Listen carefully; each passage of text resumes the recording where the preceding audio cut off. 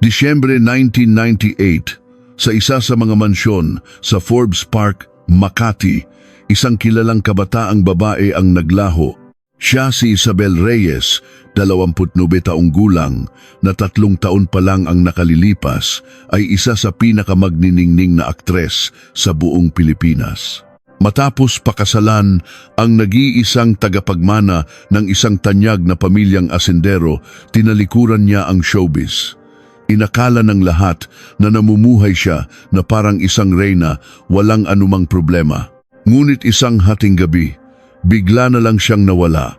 Iniwan ang kanyang 2 taong gulang na anak. Ang sabi ng kanyang biyena na si Doña Elena, tumakas daw ang kanyang manugang kasama ng ibang lalaki. Ang kanyang asawang si Miguel ay tila walang pakialam sa pagkawala niya. Ang imbestigador na nakatalaga sa kaso ay naniwala na lang sa salita ng pamilya, nagsulat ng iisang linya sa ulat at isinara ang kaso. Kahit na ipinakita ng kapatid ni Isabel ang isang sulat bilang ebidensya, pinalayas lamang siya sa presinto ng pulisya. Ito ang panahon na wala pang mga cellphone o CCTV camera. Walang sino man sa labas ang nakakaalam kung ano ang tunay na nangyayari sa likod ng matataas na pader ng mansyon.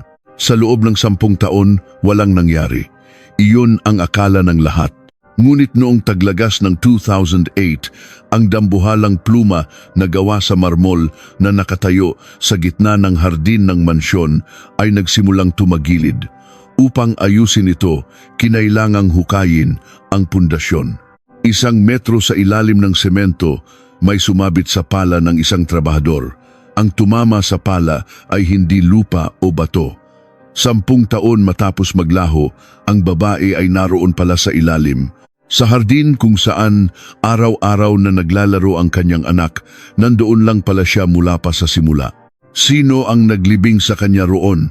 At sino ang nagpatayo ng isang malaking pluma sa ibabaw nito upang itago siya ng perpekto sa loob ng 10 taon? Simulan natin ang kwento ng araw na iyon. Hapon ng Oktubre 17, 2008. Sa malawak na lupain ng mansyon ng pamilya Roxas Morente, ang tagapagtatag ng Roxas Morente Sugar Corporation, may 45 malalaking puno ng akasya na nakapalibot sa loob ng matataas na pader.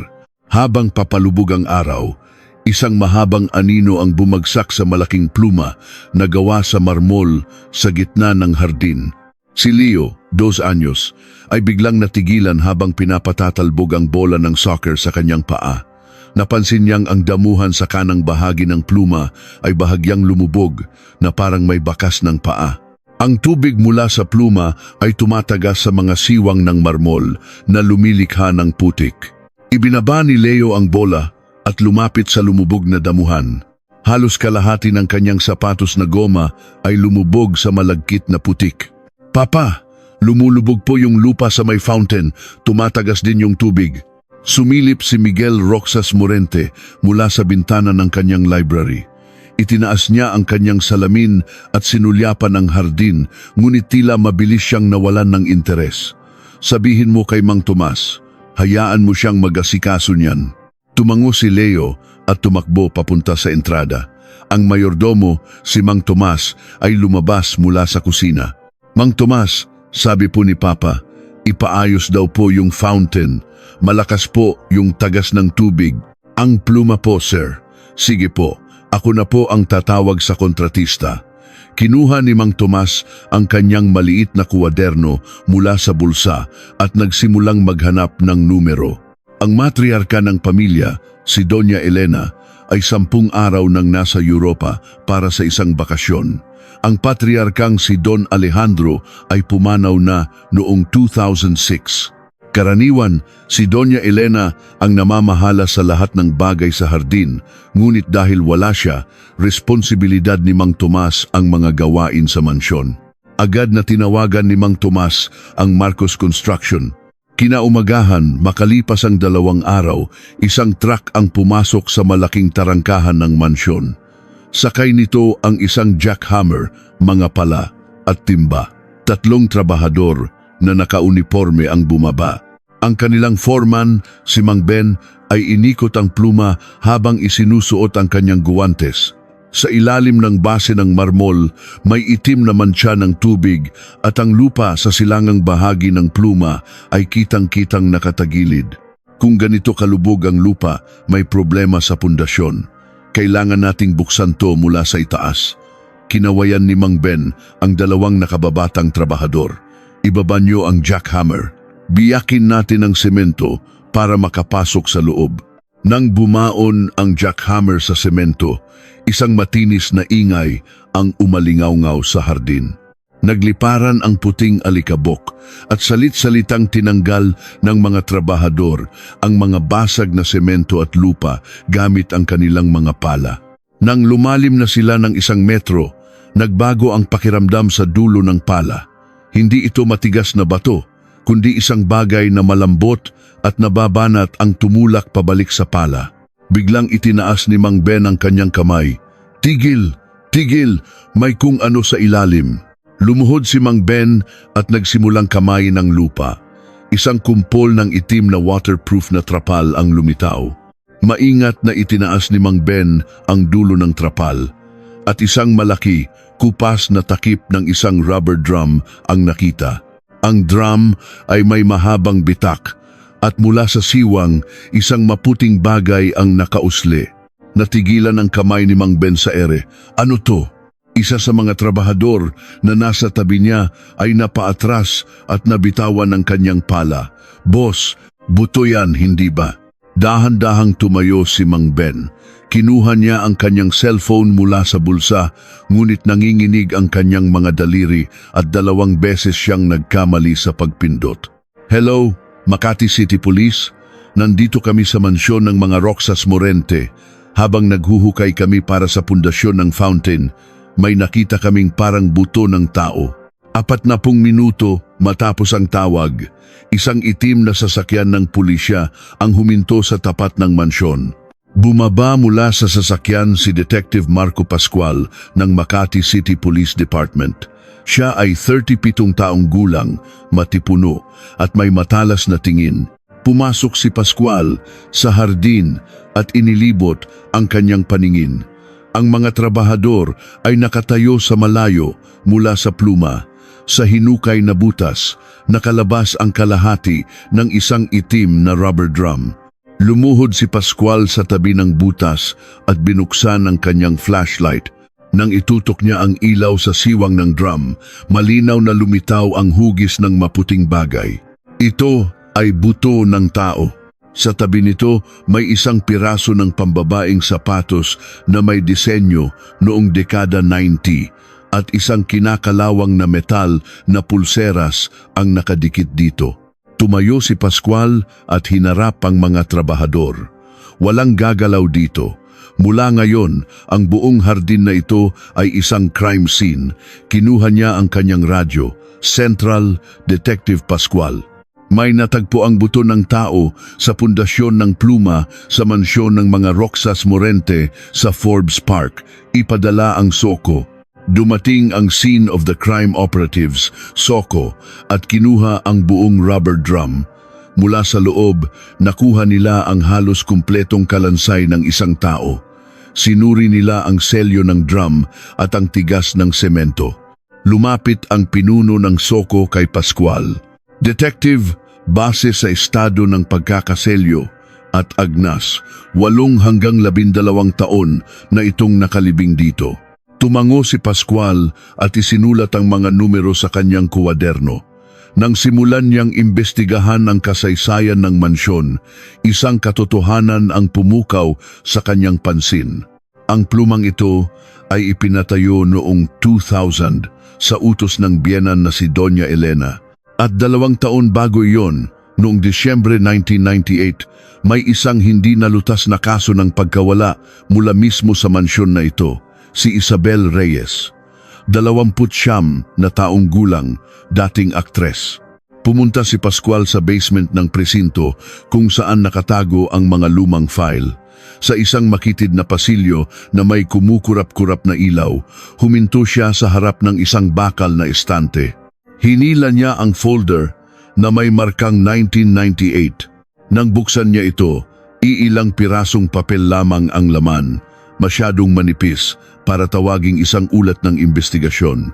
Sa bahagi ng obserbasyon ng dating investigador na si Ricardo Santos, iisang linya lamang ang nakasulat, umalis kasama ng ibang lalaki. Walang saysay ang investigasyon. Dahan-dahang isinara ni Pascual ang folder at pumikit. Ikinumpara ng Soko ang dental records ng Kalansay sa mga tala mula sa dentista ni Isabel Reyes noong 1998. Wala pang 48 oras, lumabas ang resulta.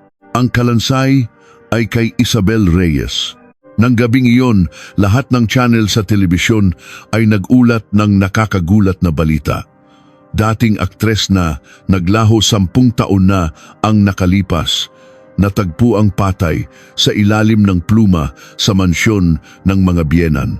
Bumagsak ang halaga ng stocks ng Roxas Morente Sugar Corporation. Nagimbal ang mundo ng showbiz at negosyo. Si Miguel ay nakaupo sa harap ng telebisyon sa kanyang library. Nang lumabas ang mga larawan ng kanyang asawa noong kasikatan nito, tinakpan niya ang kanyang mukha ng 2 kamay. Nanatili siyang nakayuko at hindi gumalaw ng matagal.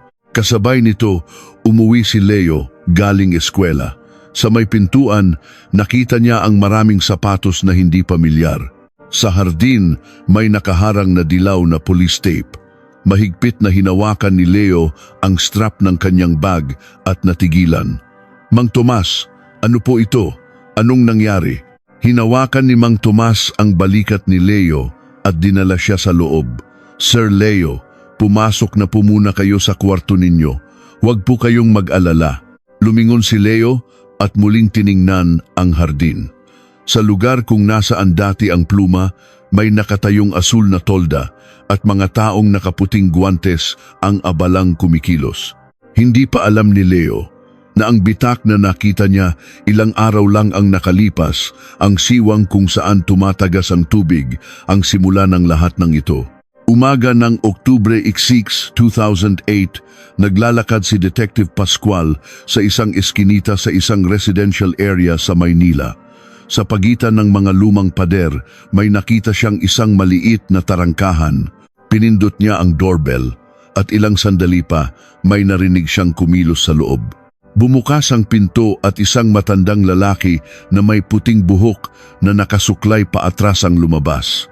Siya si Ricardo Santos, ang dating investigador na humawak sa kaso ng pagkawala ni Isabel Reyes noong 1998. Nasa 70 na siya at malalalim na ang mga guhit sa kanyang mukha. Ipinakita ni Pascual ang kanyang police ID. Detective Marco Pascual po, mula sa Makati City Police. Nais ko po sanang magtanong tungkol sa kaso ng pagkawala ni Isabel Reyes noong 1998. Sinulyapan ni Santos ang ID at sumandal sa tarangkahan. Anong meron sa kasong yan ngayon? May lumabas pong kalansay sa ilalim ng pluma. Kinumpirma na si Isabel Reyes iyon. Bahagyang nanginig ang talukap ng mata ni Santos. Isinara niya ang kanyang bibig at tumingin sa malayo bago umiling. Ang alam ko sa kasong yan, tumakas lang yung babae. Wala na akong masasabi pa. Isang linya lang po ang isinulat nyo sa ulat ninyo para isara ang kaso. Umalis kasama ng ibang lalaki. Walang saysay ang investigasyon. Isang 29 anyos na babae na may 2 taong gulang na anak ang nawala pero isang linya lang ang katapat. Humingpit ang hawak ni Santos sa pinto. Alam mo ba ang sitwasyon noon? Wala akong nagawa. Kaya nga po ako nandito para malaman ang sitwasyon noon. Hindi na nagsalita si Santos. Iniwas niya ang tingin, isinara ang pinto at narinig ang tunog ng trangka. Tinitigan ni Pascual ang nakasarang pinto bago kinuha ang kanyang kuwaderno at may isinulat.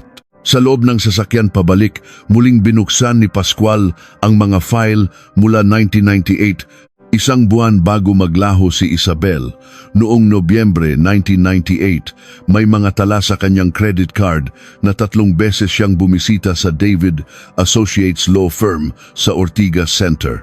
Dumiretso si Pascual sa Ortigas. Ang law firm ay nasa ika-7 palapag ng isang office building.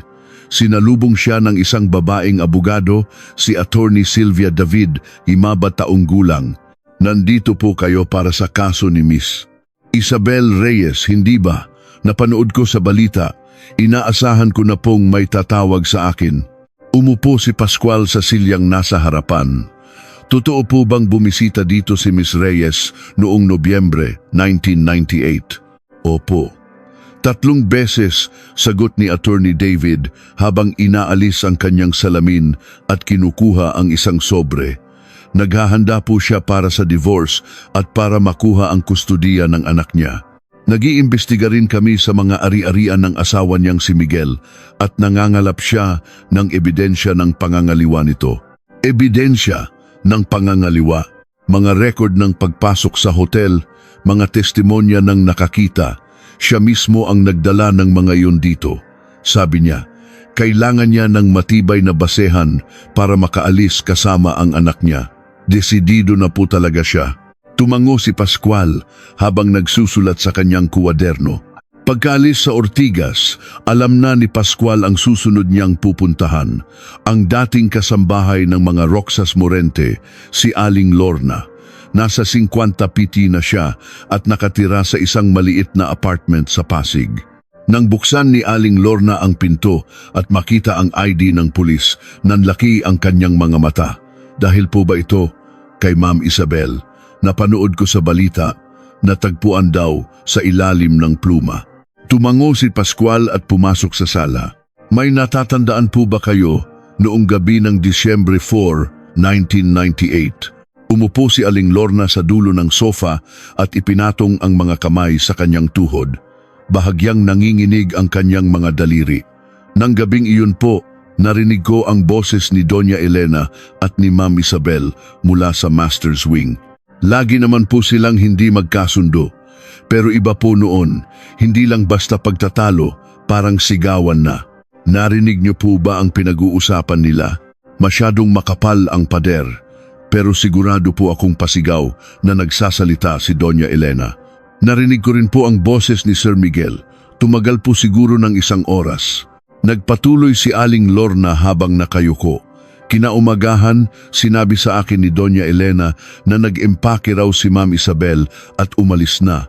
Hindi raw siya karapat-dapat sa pamilyang ito. Naniwala po ba kayo? Noon po. Dahil si Doña Elena ang nagsabi, inisip ko pong baka totoo. Huminto si Aling Lorna, tumingin siya sa bintana at kinagat ang labi bago magsalita. Pero may isang bagay po na laging bumabagabag sa akin. Alam ko po kung gaano kamahal ni Ma'am Isabel si Sir Leo. Hindi po siya yung tipo na basta na lang iiwan ng anak niya. Sa loob ng 10 taon, yun po ang ipinagtataka ko. Isinara ni Pascual ang kanyang kuwaderno at tumayo. Noong 1998, sinabi ni Doña Elena sa pulisya na tumakas ang manugang niya kasama ng ibang lalaki. Ganoon din ang sinabi ng asawang si Miguel na matagal na raw silang hindi nagkakasundo kaya hindi na kailangang hanapin. Ang investigador na si Ricardo Santos ay naniwala lang sa kanila at doon natapos ang investigasyon. Muling sinuri ni Pascual ang record ni Santos. Noong unang bahagi ng 1999, ilang taon bago ang kanyang mandatory retirement, nag-file siya ng early retirement. Natigilan ang mga mata ni Pascual sa petsang iyon. Samantala, nakarating na sa Europa ang balita kay Doña Elena. Sa isang tawag mula kay Miguel, tumaas ang boses ni Doña Elena. Anong kalokohan yan? Ang plumang yan ay ginawa bilang alaala sa iyong ama. Bago pa kumalat ang mga chismis, ayusin mo yan agad. Ibinaba ni Miguel ang telepono nang walang imik. Muling binuklat ni Pascual ang ulat ng pagkawala noong 1998. May isang bagay na kulang.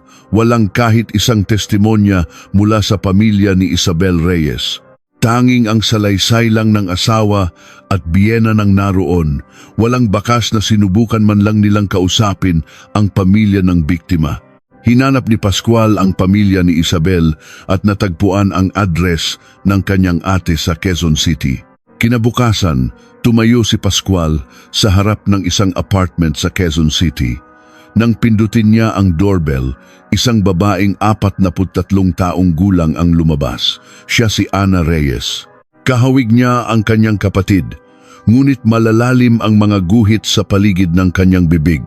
Bago pa man makapagsalita si Pascual, naunahan na siya ni Ana. Nandito ka dahil sa kapatid kong si Isabel, hindi ba? Opo. May ilang bagay lang po akong gustong itanong. Umupo sila sa hapagkainan. 10 taon na ang nakalipas, sabi ni Ana. Pagkatapos mawala ng kapatid ko, pumunta ako sa mansyon nila. Alam mo ba kung anong sinabi sa akin ni Doña Elena? Ang kapatid mo, sumama sa ibang lalaki, papuntang Amerika.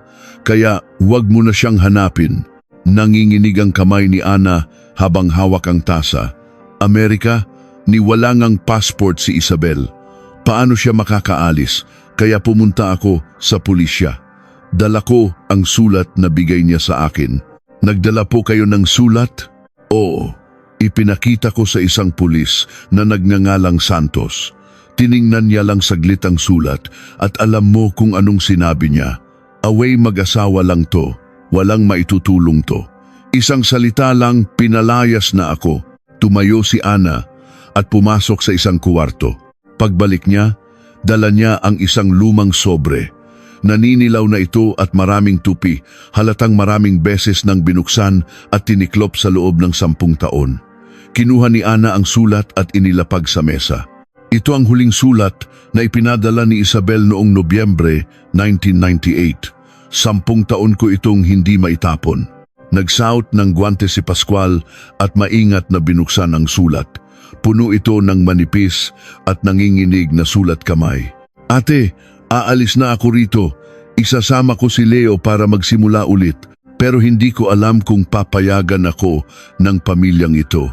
Natigilan ang tingin ni Pascual sa huling pangungusap. Tumingin siya kay Ana.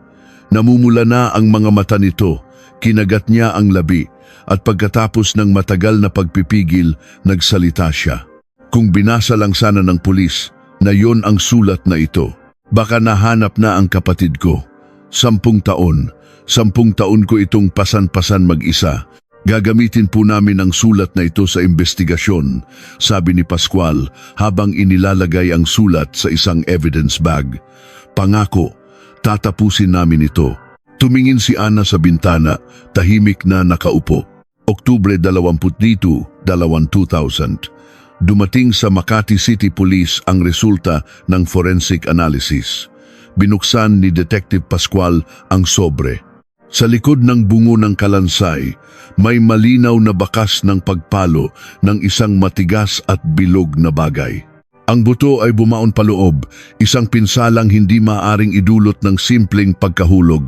Ibinaba ni Pascual ang ulat at tinawag ang kanyang kasamahan. Alam na natin ang sanhi ng kamatayan. Pinukpok siya sa likod ng ulo. Hindi ito pagkawala. Pinatay siya. Tumayo si Pascual sa harap ng isang whiteboard at isinulat ang 3 pangalan. Doña Elena Roxas Morente. Edad noong 1998, 55. Huling nakaaway ng biktima. Miguel Roxas Morente. Asawa. Edad noong 1998, 30. Walang pakialam sa pagkawala ng asawa. Don Alejandro Roxas Morente. Biyenang lalaki pumanaw na. Edad noong 1998, 64. May mga testimonya na mahigpit sa manugang. Nasa 3 to ang sagot, sabi ni Pascual. Unahin natin si Miguel. Si Miguel Roxas Morente ay dumating sa presinto bilang isang person of interest noong Biyernes. Umupo siya sa interrogation room na may malalalim na eye bags. Saan po kayo noong gabi ng Disyembre 4, 1998? Tanong ni Pascual. 10 taon na ang nakalipas. Hindi ko na matandaan. Hindi na nagtanong pa si Pascual. Paglabas ng silid, tumango siya sa kanyang kasama. Nahanap niyo na ba lahat ng dokumento? Opo, Detective. May isa po kaming nakita. Ipinakita ng pulis ang isang credit card receipt. Petsa, Disyembre 4, 1998. Lugar, The Peninsula, Manila. Isang hotel sa Makati sa mismong gabi na nawala ang asawa niya, bulong ni Pascual. Hanapin niyo ang mga empleyado ng hotel na yon noong panahong yon. 3 araw ang lumipas. Natagpuan nila si Miss Gina, 49 taong gulang, dating front desk staff. Natatandaan niyo po ba ang pangalang Miguel Roxas Morente? Si Sir Miguel? Yung sa Roxas Morente Sugar? Opo, natatandaan ko po. Madalas po siyang mag-check-in noong huling bahagi ng 1998 kasama ang isang babae? Iisang babae lang po. Opo, parang artista rin po. Maganda at bata. Mga 3 o 4 na beses silang pumunta. Laging iisang suite ang kinukuha nila, kaya natatandaan ko. Lumalabas na may ibang babae si Miguel. Ang pagkawala ng kanyang asawa ay magiging kombinyente para sa kanya. Sunod na sinuri ni Pascual si Don Alejandro. Ipinatawag nila si Mang Tomas. Noong Disyembre 4, 1998 po, nasa mansyon po si Don Alejandro. Pagkatapos ng hapunan, uminom siya ng gamot at maagang natulog. Paano po ang trato niya kay Ma'am Isabel? Nag-atubili si Mang Tomas. Ayaw na ayaw po ni Don Alejandro na bumalik sa showbiz si Ma'am Isabel. Kahihiyan daw po sa pamilya. Minsan po, nag-away sila ng malaki. Gaano kalaki? Nasaktan po si Ma'am Isabel. Sinuyod ng mga pulis ang mga ospital sa Makati. Sa isang klinika, natagpuan nila ang medical record ni Isabel Reyes mula 1997, bali ang isang tadyang. Sinabi niyang nahulog siya sa hagagdan, ngunit may nota ang doktor, posibleng dahil sa pananakit. Isinulat ni Pascual sa whiteboard sa tabi ng pangalan ni Don Alejandro. May kasaysayan ng pananakit, 1997. Lahat silang 3 ay may motibo. Si Doña Elena ang huling nakaaway. Si Miguel ay may kalaguyo. Si Don Alejandro ay may kasaysayan ng pananakit. Huwag nating tingnan ang tao, sabi ni Pascual. Tingnan natin ang bagay. Bagay po, ang pluma. Bakit sa ilalim ng pluma? Kapag nalaman natin yan, malalaman natin kung sino ang may gawa. Kinuha ni Pascual ang mga record ng pagpapatayo ng pluma. Marcos Construction. Hanapin niyo kung sino ang mga nagtrabaho dito noong 2000. Umaga ng Nobyembre 3, 2008, tumunog ang telepono sa presinto. Isang mahinang, paos na boses ang narinig. Ako po, yung isa sa gumawa ng pluma sa mansyon ng mga Roxas Morente noong 2000. Hindi po normal ang pagpapatayo nun. Biglang naputol ang tawag. Agad na na-trace ang numero sa isang ospital sa Laguna. Hapon ding iyon, pumasok sina Pascual sa isang silid sa ospital. Isang lalaki ang nakahiga, may oxygen tube sa ilong. Siya si Cardo Jimenez. Kayo po ba ang tumawag sa presinto kanina? Tumango si Cardo. Napanood ko sa balita, yung buto sa ilalim ng pluma. Naisip ko, hindi ko na pwedeng itago to. Kayo po ang gumawa ng pundasyon noon, hindi ba? Opo, sa Marcos Construction pa po ako noon. Karaniwan, sapat na ang 80 sentimetro para sa pundasyon. Pero laging pumupunta si Doña Elena sa site. Itinuro niya ang eksaktong lokasyon sa ibabaw mismo ng isang lumang bodega sa ilalim ng lupa. Bodega sa ilalim ng lupa? Opo, parang cellar. Nang mahukay namin hanggang sa sahig nito. Huminto si Cardo. May isang malaking rubber drum na nakabalot sa trapal. Natigilan ang panulat ni Pascual. Nakita niyo po ang drum? Opo. Tinanong ko si Doña Elena kung ano yon. Alam niyo po kung anong sinabi niya. Mga gamit yan ng yumaong asawa ko. Isang time capsule. Huwag na huwag niyong bubuksan. Buhusan niyo na lang ng semento sa ibabaw. Sumunod po ba kayo? Napatingin si Cardo sa kanyang kamay. Opo, binayaran kami ni Doña Elena ng 3 beses sa normal na presyo. Cash po, isang sobrang ganito kakapal. Ipinakita niya ang distansya gamit ang kanyang mga daliri. At sinabi niya na huwag naming ipagsasabi kahit kanino. Kailangan ko po ng pera noon, kaya nanahimik na lang ako. Naluha ang mga mata ni Cardo. Kung nagsalita lang sana ako noon, baka hindi naging ganito. Bago ako mamatay, gusto ko lang pong maalis itong pabigat sa dibdib ko. Pag-alis sa ospital, sinabi ni Pascual, si Doña Elena mismo ang nagpatayo ng pluma sa ibabaw ng bangkay. Bumalik ang Soko sa mansyon at sinuring muli ang lumang bodega. Nakahanap sila ng mga bakas ng kemikal na inilalabas ng nabubulok na katawan ng tao sa lupa. Kinumpirma nito ang testimonya ni Cardo. Nagkaroon ng linaw ang lahat. 1998. Pagkatapos ng krimen, itinago ni Doña Elena ang bangkay sa drum sa loob ng bodega. 2000. Ginamit niya ang pag-alala sa yumaong asawa bilang dahilan para magpatayo ng pluma. Permanenteng itinatago ang bangkay sa ilalim ng semento. Hindi niya inilipat ang bangkay, sabi ni Pascual. Tinayuan niya ito at bawat taon nag-aalay sila ng bulaklak at dasal doon. Sino ang mag-iisip na maghukay sa isang memorial? Ang pluma ay hindi lang bato. Isa itong takip. Nobyembre 12, 2008. Dumating si Doña Elena sa Naiya mula sa kanyang biyahe sa Europa. Sinalubong siya ni Detective Pascual.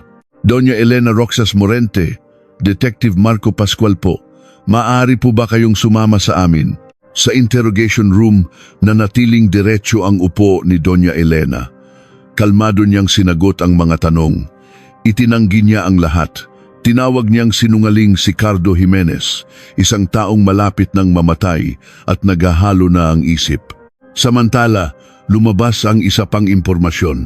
Ang medical records ni Don Alejandro noong 1998 ay nagpapakita na mayroon siyang malubhang arthritis at hindi makalakad ng walang tungkod.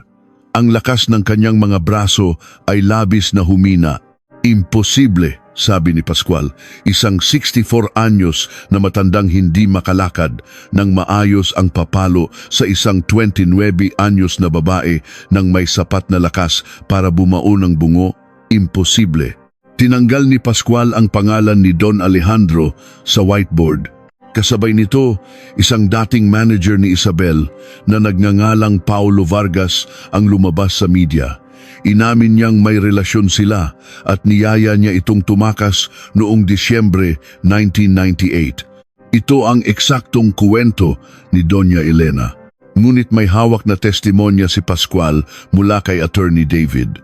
Nakasulat doon na si Isabel mismo ang nagsabi na kinukulit siya ni Paulo at tinanggihan na niya ito. Malinaw na ginamit ni Doña Elena si Paulo para palabasin na totoo ang kanyang kuwento. Ngayon, iisa na lang ang natitira sa listahan, si Doña Elena. Dumating ang huling ulat ng Soko. Ang anggulo ng pagpalo ay pababa, na nagpapahiwatig na ang umatake ay kasing taas o mas mababa kaysa sa biktima. Si Doña Elena ay may taas na 157 centimeters. Si Isabel ay 165 centimeters. Perpektong tugma. Muling sinalakay ng mga pulis ang mansyon. Sa sala, may isang set ng 4 na marmol na florera, ngunit 3 na lang ang natitira. Kinumpirma ni Mang Tomas na nawala ang isa noong bandang huling bahagi ng 1998. Ang sabi raw ni Doña Elena, nabasag ito. Ang natitirang mga florera mabigat, bilog ang ilalim, ay tugma sa paglalarawan ng murder weapon. Nobyembre 25, 2008, huling interogasyon. Hindi agad inatake ni Pascual si Doña Elena. Hinayaan niya itong magsalita tungkol sa kanyang mga sakripisyo para sa pamilya. Sa loob ng 1 oras, ikinuwento ni Doña Elena ang kanyang buhay, ang pagtitiis sa pangangaliwa ng asawa, ang pagmamaltrat ng biyenan, at kung paano niya pinanatiling buo ang pamilya. Kung wala ako, matagal nang bumagsak ang pangalang Roxas Morente. Nang maramdaman ni Pascual ang tamang pagkakataon, dahan-dahan niyang inilatag ang lahat ng ebidensya sa mesa, ang divorce papers na ipinadala sa address niya, ang testimonya ni Cardo Jimenez. Ang resulta ng soil analysis, ang ulat sa anggulo ng pagpalo, ang nawawalang plorera, ang testimonya ni Aling Lorna tungkol sa sigawan, nawala ang kulay sa mukha ni Doña Elena. Nagsimulang manginig ang kanyang mga labi. Pagkalipas ng 3 oras, bumigay siya. Sisirain niya ang pamilyang ito, sigaw niya, nanginginig. 30 taon kong pinrotektahan ang pamilyang ito. Tapos darating siya, makikipag-divorce, kukunin ang apo ko, hihingi ng pera. Paano na ang 30 taon ng sakripisyo ko? At ikinuwento niya ang lahat. Noong gabi ng Disyembre 4, 1998, ipinakita ni Isabel ang divorce papers. Aalis ako at isasama ko si Leo. Hindi mo pwedeng kunin si Leo.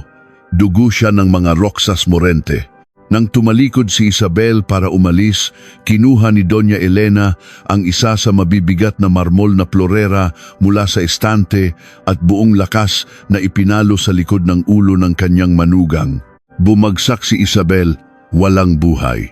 Gusto ko lang siyang patigilin at hindi ko intensyong patayin, umiiyak na sabi ni Doña Elena. Ang bungo niya ay bumaon ng 2.5 sentimetro. Hindi iyon pangpatigil lang, sagot ni Pascual. Ikinuwento niya kung paano niya isinilid ang bangkay sa isang drum na ginagamit sa pagbuburo, iginulong ito palabas ng bahay at inihulog sa lumang bodega. Kaya niyo pong buhatin mag-isa? Bilog po ang drum, madaling igulong at pababa po ang daan papunta sa bodega.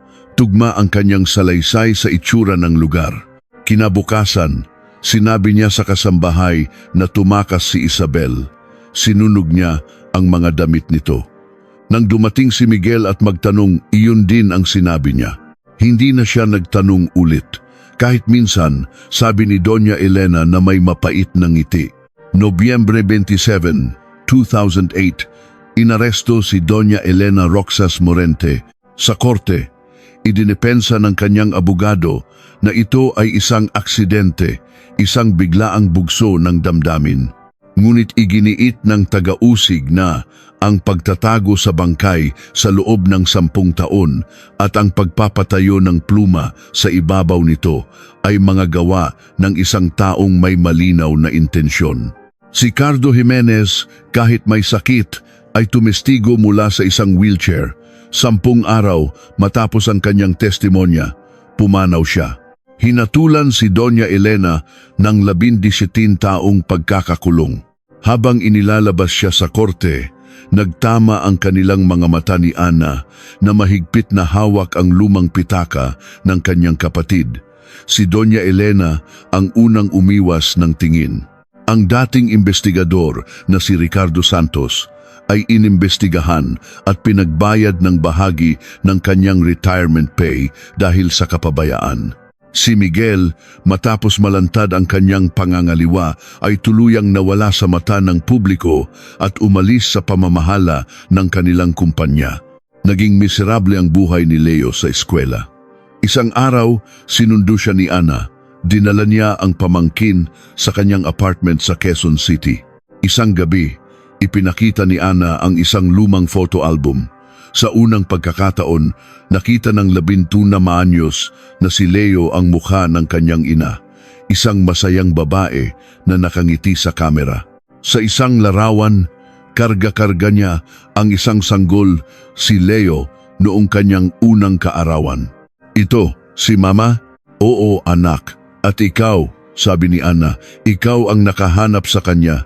Kung hindi mo napansin na lumulubog ang lupa, baka hanggang ngayon nandoon pa rin siya. Niyakap ni Leo ang album. Ang mga luha ay nagsimulang tumulo sa kanyang mga mata.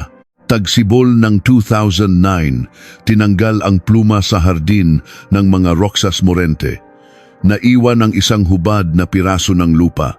Pagkaraan ng ilang araw, sa mga bitak ng tuyong lupa, nagsimulang sumibol ang mga ligaw na damo. Bago isara ang kaso, binisita ni Detective Pascual ang lugar sa huling pagkakataon. Tinitigan niya ang bakanteng espasyo. Kinuha niya ang kanyang kuwaderno at isinulat ang huling pangungusap sa kanyang ulat. Ang kasong ito ay hindi resulta ng isang malaking sabwatan o organisadong krimen, kundi isang trahedya na dulot ng pagkahumaling sa pagprotekta sa karangalan ng isang pamilya, isang pagkahumaling na kumitil sa buhay ng isang babae at nagnakaw ng 10 taon sa isang bata. Isinara niya ang kanyang kwaderno at umalis.